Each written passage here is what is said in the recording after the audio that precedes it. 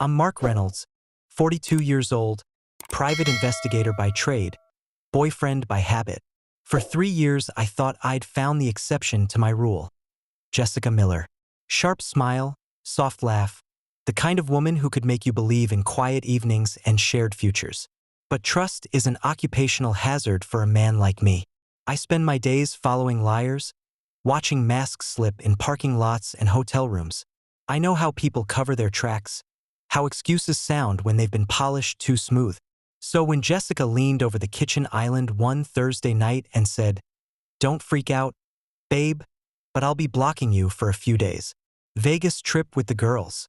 No calls, no texts, just unplugging." I didn't hear harmless fun.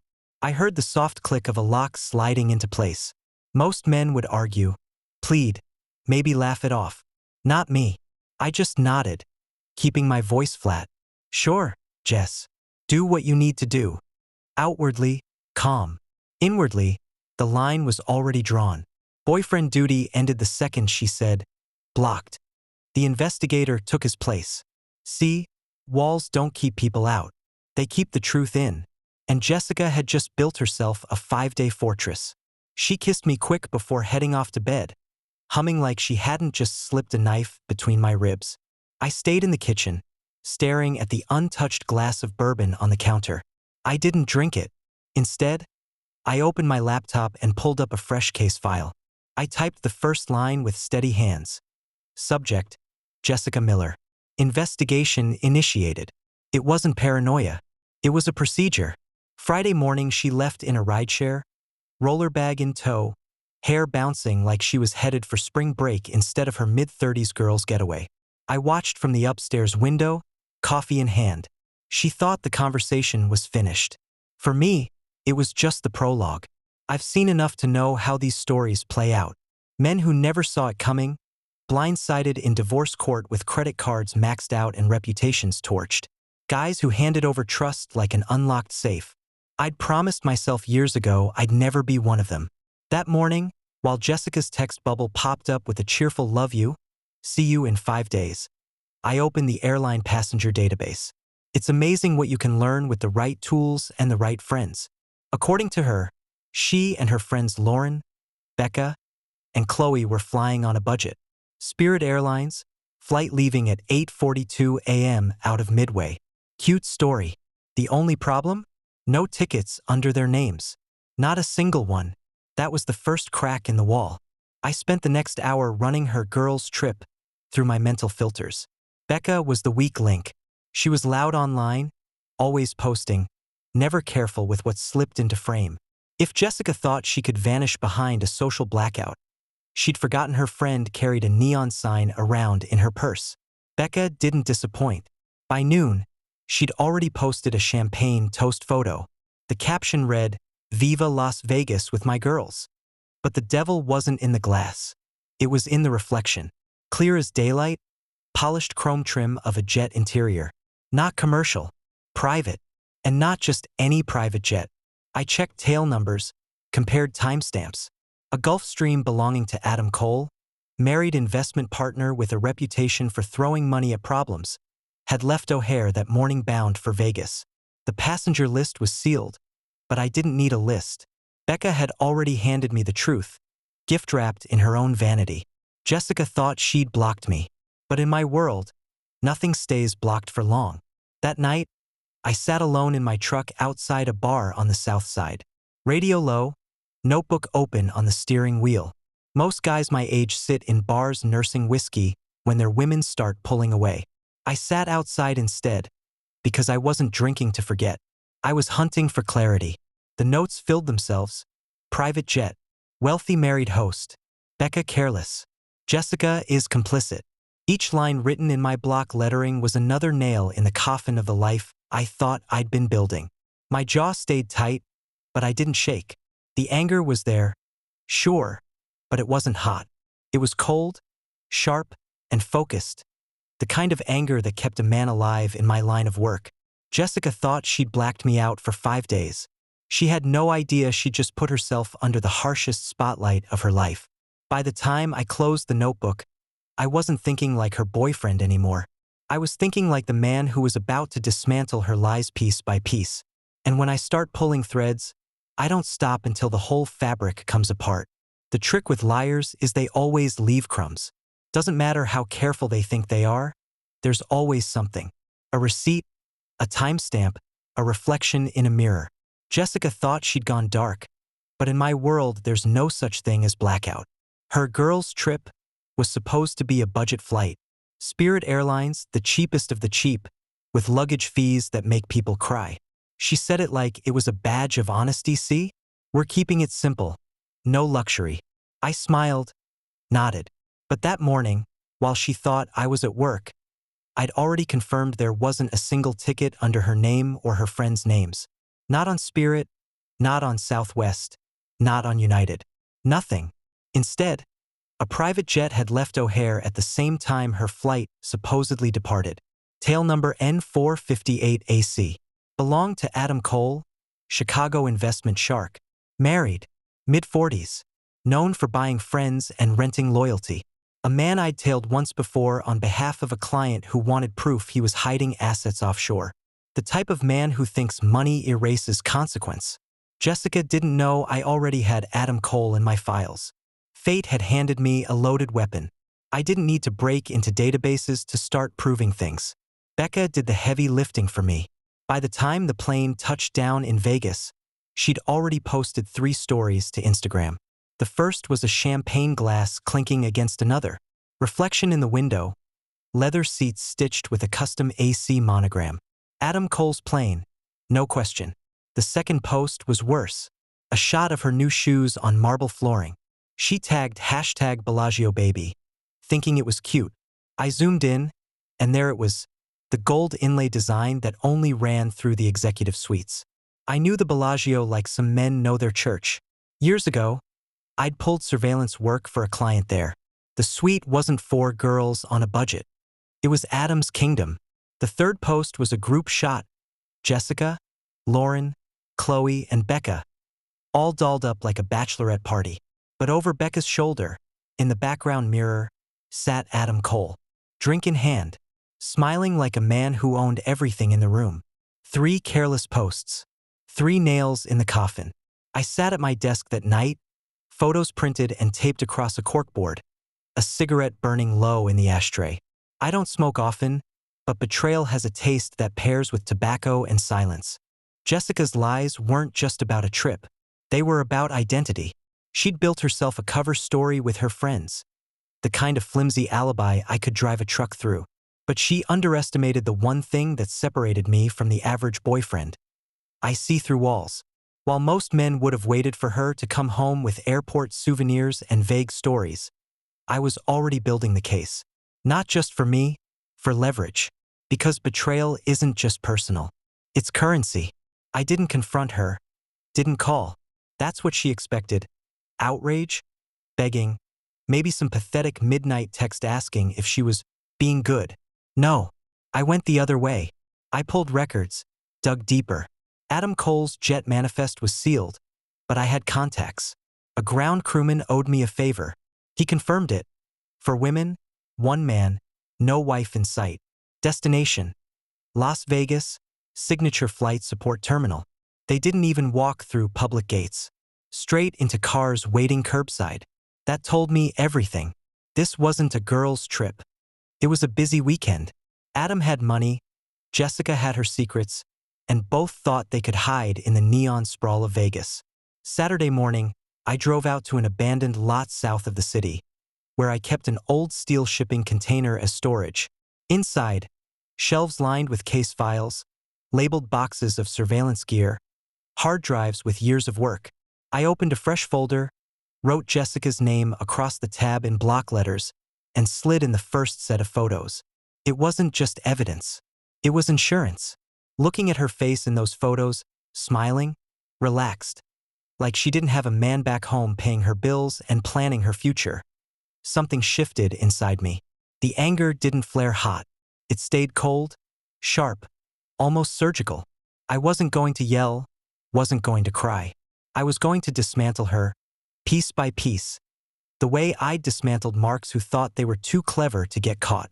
She thought she was flying high. She had no idea the ground was already crumbling under her.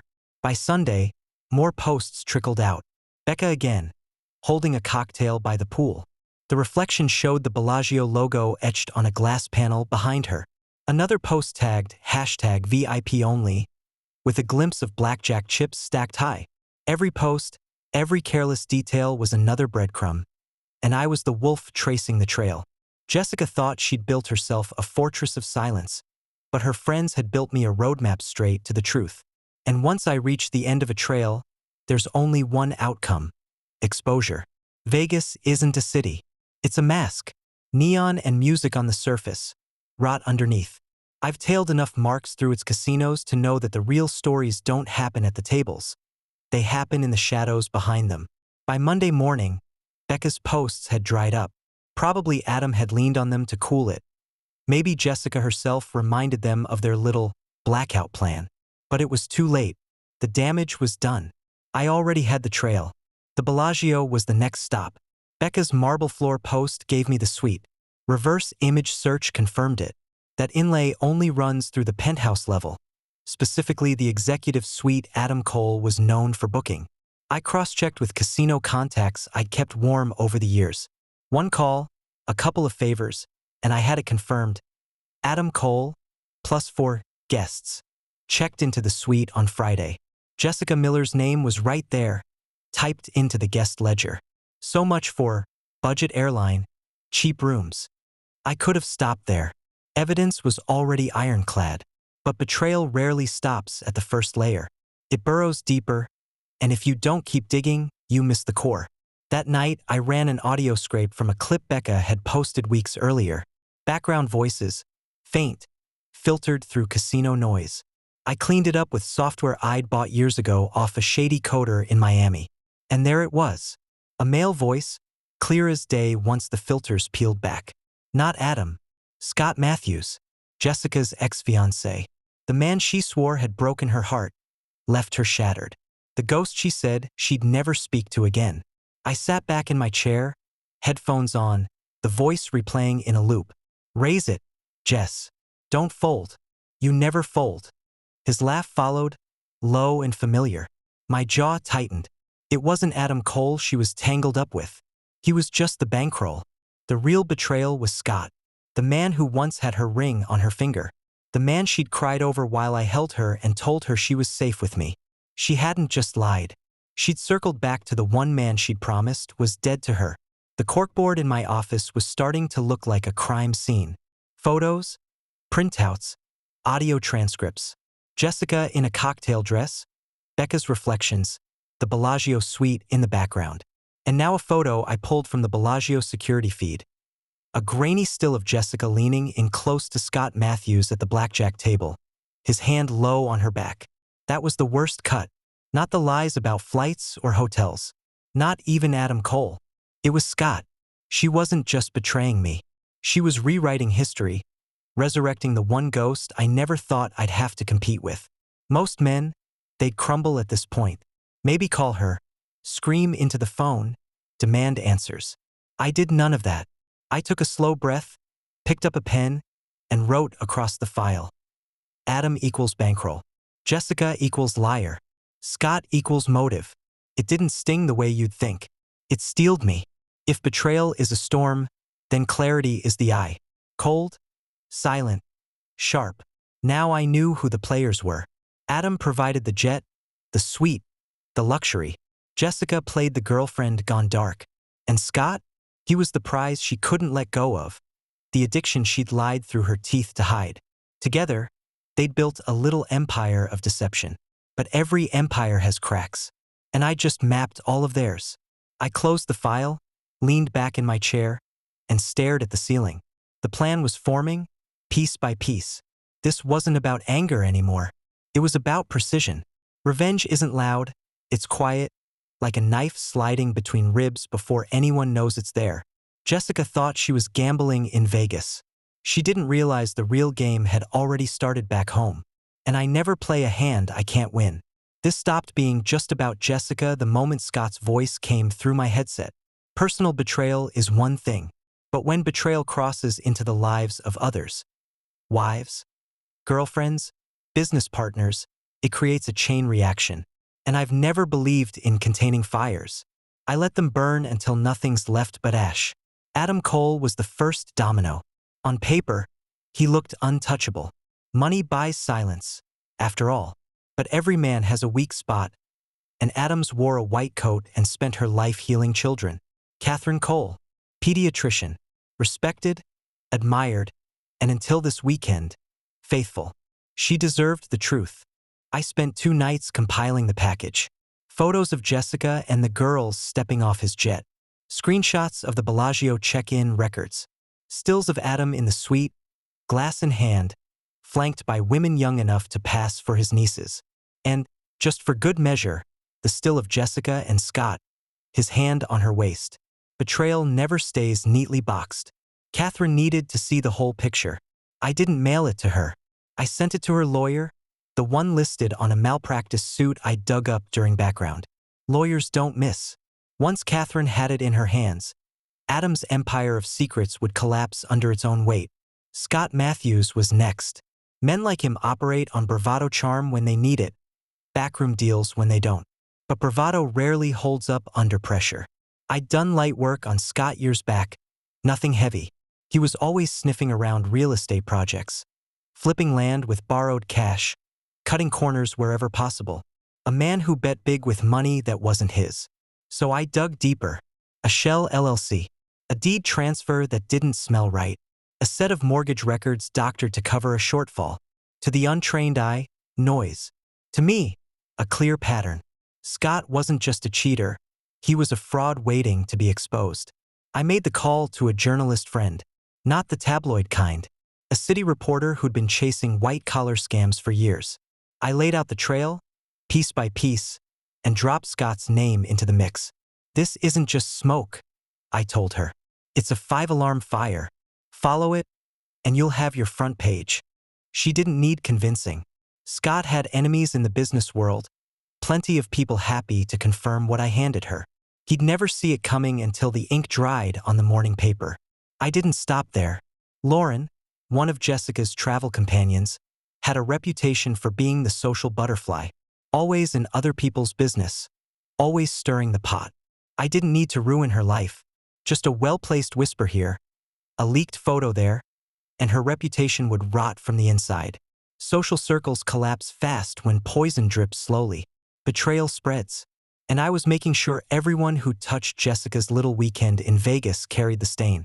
Some men think revenge is about rage, about shouting, throwing punches, breaking things. That's sloppy. That's temporary. My kind of revenge is quiet, permanent. It doesn't just hurt. It rearranges lives. I looked at the folder on my desk, thick with photos, transcripts, names. My handwriting filled the margins. Arrows, notes, crosslinks. It looked less like a case file and more like a demolition plan. And that's exactly what it was. Jessica thought she'd blacked me out for 5 days.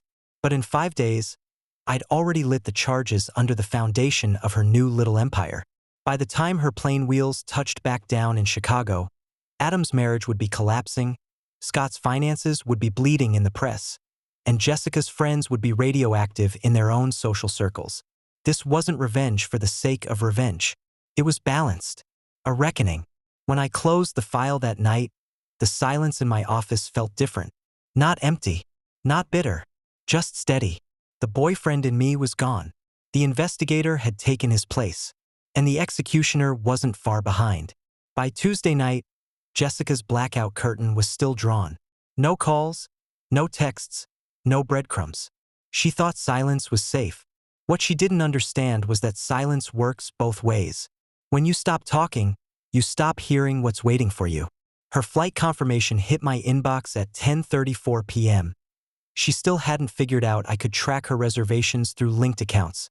Arrival, Thursday, 3:12 p.m. O'Hare. She texted a minute later like nothing had changed. Pick me up? Can't wait to see you. I stared at the screen, jaw set. She wanted a smile, a hug at the terminal, a pretend boyfriend playing chauffeur. Instead, I drafted a different pickup. That's where Emily Brooks came in, Scott's girlfriend.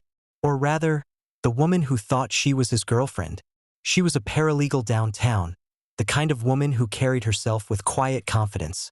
Organized, dependable, blindsided. I'd met her once at a mutual friend's barbecue. At the time, she seemed genuine, loyal. And loyal people don't deserve to be played. I reached out, not with guesswork, but with proof. I laid it all out. Jessica, Scott, Adam's jet, the Bellagio suite, the blackjack photos. I half expected her to hang up, call me crazy. But Emily didn't shake. Her silence wasn't denial. It was the sound of glass cracking under pressure. Finally, she exhaled. Show me everything. By the end of the night, she had copies of every file. Screenshots, photos, transcripts. She didn't cry. She didn't scream. She went still, like someone who'd just taken a blade to the gut and refused to fall. Then she asked, "What do you want me to do with this?" "Meet her at the airport," I said. "Make it public." Thursday came fast. I parked 2 levels up in the O'Hare garage, where I could see the arrivals hall without being seen myself. Emily stood below, calm but resolute, a woman bracing herself for the hit she was about to deliver. In her hands, a poster board as wide as her shoulders. On it, blown-up stills of Jessica and Scott at the blackjack table, his hand on her back, their smiles lit by neon. Passengers streamed out in waves, businessmen in suits, families wrangling kids, college kids dragging duffels. And then Jessica, rolling her designer bag, sunglasses perched, her walk full of that fake confidence she wore like perfume. She was looking for me. Instead, she saw Emily. The poster hit her like a brick. Gasps rippled through the crowd, phones raised instantly. 100 strangers witnessed the moment Jessica's blackout world went up in flames. Emily didn't yell. She didn't need to. She just stood there, silent and unshaken, holding Jessica's truth higher than any luggage claim sign. Jessica froze, lips parting, color draining. Her friends tried to melt into the crowd, but it was too late. They were caught in the net of her lies. From my vantage point, I didn't smile. This wasn't about joy. This was about justice. Jessica thought she'd come home to the man she could manipulate, the safe harbor she could dock in after her storm. Instead, she came home to the wreckage she created, waiting for her in plain sight. And I wasn't even done yet. Jessica always liked being the center of attention, the kind of woman who'd angle herself just right for group photos, who thrived on glances when she walked into a room. She craved the spotlight. But there's a difference between being seen and being exposed. That difference hit her the moment she spotted Emily Brooks holding up the poster. The arrivals hall fell into silence, then into whispers, then into the kind of laughter that cuts deeper than shouting. Phones angled, flashes popped, strangers elbowed each other. Jessica had spent 5 days blocking me out, but she couldn't block the crowd of onlookers circling her like vultures. Her designer bag slipped from her hand. She stammered, "Emily, this isn't what it looks like." Emily didn't flinch. She held the poster steady, photos of Jessica and Scott's casino embrace glaring under fluorescent airport lights. No words, no theatrics, just the raw evidence, bigger than life, for every passerby to see. Jessica's friends scattered first. Lauren muttered something about her Uber being outside. Chloe looked at her phone like it was suddenly urgent. Becca, usually the loudest, turned pale and ducked into the restroom. Loyalty evaporates fast when shame fills the air. Jessica, abandoned, turned in circles, searching the crowd, searching for me. But I wasn't coming down those steps. Not with flowers, not with a fake smile, not with forgiveness. That's when my second card flipped. A tall man in a blue blazer stepped through the crowd, paperwork in hand. He wasn't random. He was my process server, paid, punctual, and legally precise. He called her name loud enough to echo through the terminal. "Jessica Miller?" Her head jerked toward him. "You've been served." The papers hit her hands before she could react. Eviction notice, restraining order, formal dissolution of tenancy. Every line signed, every page notarized. Her signature wasn't needed, only her acknowledgement that the life she thought she was returning to was already gone. She fumbled through the pages, mouth moving but no words forming. Her sunglasses slipped off, clattering to the tile floor. A crowd of travelers circled tighter, phones catching every second. One teenager shouted, "Damn, she's getting roasted." The crowd laughed. Someone whistled. The sound cut sharper than any insult. Jessica's polished image crumbled in real time. Makeup streaked as tears welled. She dropped to her knees beside her scattered bags. Legal papers spread like confetti around her. The same woman who thought blocking me for 5 days was power now sat sobbing on the floor of O'Hare, stripped of her dignity in front of strangers who'd forget her name but remember her shame. I watched from the parking deck above, arms crossed, face unreadable. This wasn't a pleasure. This wasn't revenge porn for the soul. It was accountability. Every lie she told, every secret she thought she'd buried, was now public record.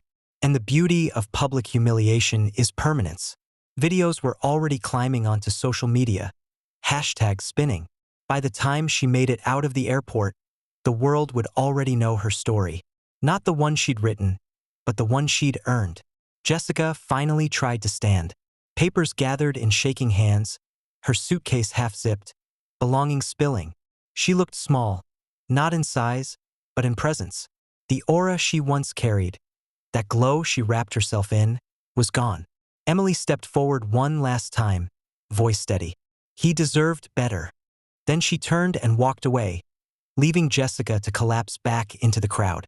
The applause started slowly, mocking, cruel, but it spread. A ripple of claps, whistles, and laughter followed Jessica as she stumbled toward the exit, dragging her bag like a broken limb. From above, I exhaled slowly. I wasn't angry. I wasn't triumphant. I was finished. Jessica thought she could black me out for 5 days. Instead, she'd been erased in 5 minutes. Right there at the gate where she thought she'd find me waiting. That was the difference between us. She lied to protect her illusion. I told the truth in a way that could never be hidden again. And the truth, once it lands, makes more noise than any lie. Humiliation is a spark. What happens after is the fire. And once the fire starts, it doesn't stop at one person. It spreads. Fast, uncontrollable, devouring everything built on lies. Jessica's airport collapse went viral before she even left O'Hare. By the time she dragged her suitcase through the terminal doors, shaky and half in tears, the clips were already bouncing across TikTok, Twitter, and Facebook. Hashtag airport affair trended for 36 hours straight. The whole world knew. But Jessica was only the first to burn. Adam Cole never saw it coming. His wife Catherine wasn't the type to scream, throw plates, or post vague threats online. She was smarter than that. The moment her lawyer slid my evidence across her desk, she didn't waste a breath. Divorce filings hit Adam's desk within 48 hours. Asset freeze, discovery orders, subpoenas. Adam's empire wasn't built on honesty. It was built on perception. And perception was the first thing to go. Investors fled his fund like rats off a sinking ship. Clients pulled millions in a week. Whispers of mismanagement started. And in finance, whispers are poison. The man who thought he could buy silence now had nothing but noise. Scott Matthews caught his fire from another direction. My journalist contact did her job well. She connected every shady thread, every forged document, every too convenient shell company. By Friday, his name sat in bold print above the fold of the Tribune. Developer faces fraud allegations amid personal scandal. Scott wasn't just a cheating ex-fiancé anymore. He was a crook. His partners filed lawsuits within days, clawing back funds, freezing accounts. The state attorney started sniffing around.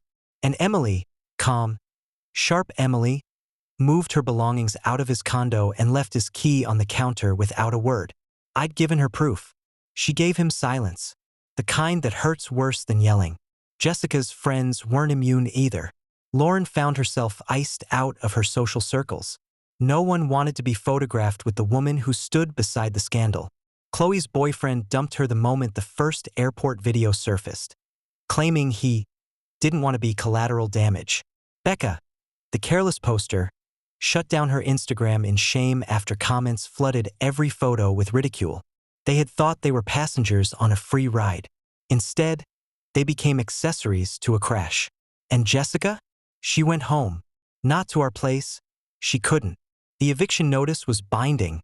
The locks already changed. Instead, she dragged her bags to her parents' suburban doorstep, the same one she'd once bragged she'd outgrown. They took her in, reluctantly. Pride doesn't feed you when you've been cut off. Her calls started a week later. Blocked numbers, burner apps, desperate voicemails. Mark, please, let me explain. You don't understand. I didn't answer. I didn't need to. Every voicemail went into a folder marked evidence. Insurance, in case her desperation turned into harassment. She thought love was a safety net. She never realized it could also be a trapdoor. From the outside, it probably looked like vengeance. But to me, it was justice. I hadn't screamed. I hadn't thrown punches. I'd let the truth do the damage. Adam lost his wife, his wealth, and his mask. Scott lost his business, his woman, and his freedom of movement. Jessica lost her home, her reputation, and the illusion of control. The dominoes fell exactly as I lined them up. All I had to do was flick the first one. Friday night, I sat in my truck outside a diner, coffee cooling in the cup holder. The neon sign buzzed overhead, the same rhythm as my own steady breath. For the first time in weeks, my hands didn't itch to write notes or pin evidence. The board in my office was full, but the case was over. Most men, when betrayed, spend years looking over their shoulders, replaying the hurt, asking themselves where they went wrong. Not me. I had answers. I had closure. The guilty had burned, and I'd walked out of the fire untouched. Jessica always thought attention was power, that as long as she could get a reaction, tears, yelling, forgiveness, she still mattered. But I'd learned something long ago in my line of work. The cruelest weapon isn't rage. It's silent. The morning after her airport collapse, I changed my number. Not a block, not a mute, a clean cut, new SIM card, new contact list, old phone dropped in the river. Jessica didn't just lose me. She lost the ability to reach me at all. I shipped her remaining belongings in 2 taped boxes. No notes, no explanations. Just the facts. Clothes, shoes, trinkets. Even the framed photo from the Grand Canyon trip she loved to show off. She'd stare at it and remember the man beside her, but I'd already erased myself from the picture. The restraining order gave me teeth. If she tried to show up at my place, one call would put her in the back of a squad car. And I knew she would try. Betrayers always circle back, desperate to test the walls they broke. But paperwork is stronger than promises. She couldn't get near me without consequences snapping shut like a trap. Still, she tried. The first burner number popped up a week later. Mark, it's me, please answer. I need to explain. I didn't listen past the first few seconds. Save it to the folder. Insurance. The second came 2 days later. A fake Facebook profile with a stock photo of a puppy. Friend request pending. I declined. Reported. Gone. By the third week, she'd grown frantic. Messages from unknown numbers, late-night attempts to breach the firewall. But every attempt only reminded her of what she'd lost. I wasn't a man she could plead with anymore. I was a ghost. For me, it wasn't cruelty. It was closed. My house was quieter without her perfume lingering in the bathroom, without her shoes littering the hallway. The silence wasn't heavy. It was clean. On nights when I caught myself remembering her laugh, I didn't reach for the phone. I reached for the file cabinet. The evidence folder sat there like a gravestone, reminding me of who she really was when the mask slipped. The lies, the Vegas suite, the ex-fiancé's hand on her waist. It wasn't nostalgia. It was reinforcement. And with every reminder, the ghost of her in my life grew fainter. But for Jessica, I knew the opposite was true. I wasn't just gone. I was haunting her. Every burner phone she bought, every fake account she built, every voicemail unanswered, reminded her I was out of reach. She'd made me invisible. Once, for 5 days. Now I'd made myself invisible forever. Her parents' house became her cage. No home of her own. No friends to parade with. No boyfriend to lie to. Just 4 walls and the memory of the life she thought she controlled. And somewhere in the middle of that silence, she'd wonder where I was. Wonder who I was with. Wonder if I even thought of her anymore. The truth? I didn't. I wasn't hers to chase. Not anymore. Jessica wanted a 5-day blackout. What she got was a lifetime sentence. For her, I'd become the ghost of the man she once knew. For me, she was nothing more than a closed file. And files, once closed, never get reopened. 6 months. That's how long it had been since the airport. Half a year since Jessica's world crumbled under fluorescent lights and 100 raised cameras. For her, it was the end of a story. For me, it was the start of a new one. I sat on the back porch of my house, coffee steaming in a chipped mug, autumn air sharp in my lungs. The yard was quiet except for the rustle of leaves. No footsteps clacking across the floor upstairs. No phone buzzing with excuses. Just silence, the good kind. The kind a man earns. Jessica still tried. Word was, she'd called friends from fake numbers, mailed letters that never reached me. But the restraining order was held. The firewall stayed intact. She lived with her parents now, slipping in and out of town under the shadow of her own shame. When people saw her, they whispered. They remembered. She couldn't block the world like she tried to block me. Meanwhile, Adam was crawling through a divorce that gutted him. Scott's name was poison in real estate circles, and Jessica's old friends scattered like pigeons after fireworks. Every domino I lined up had fallen, just as planned. But I wasn't living in the past anymore. Emily Brooks sat across from me that morning, hair pulled back, eyes steady as she flipped through paperwork for a case she was working on. Betrayed like me, but not broken. She'd walked through fire and come out clean. Where Jessica thrived on illusions, Emily valued truth, even when it cut deep. We hadn't rushed anything. No rebound theatrics. No grand declarations. Just quiet dinners, long walks, conversations that didn't circle around lies. Two people who'd been burned learning to trust the warmth of a flame again without fear of it turning to wildfire. For once, my guard wasn't a prison. It was a choice. One afternoon, a letter showed up. Handwritten, slanted script I knew by heart. Jessica. I didn't open it right away. I let it sit on my desk for 3 days, unopened, like a relic from another life. Finally, I slid it open. 3 pages of apologies. Half pleas, half accusations. She wrote about mistakes, weakness, losing herself. She begged for another chance, swore she'd changed, said she could be the woman I wanted her to be. I read every word once.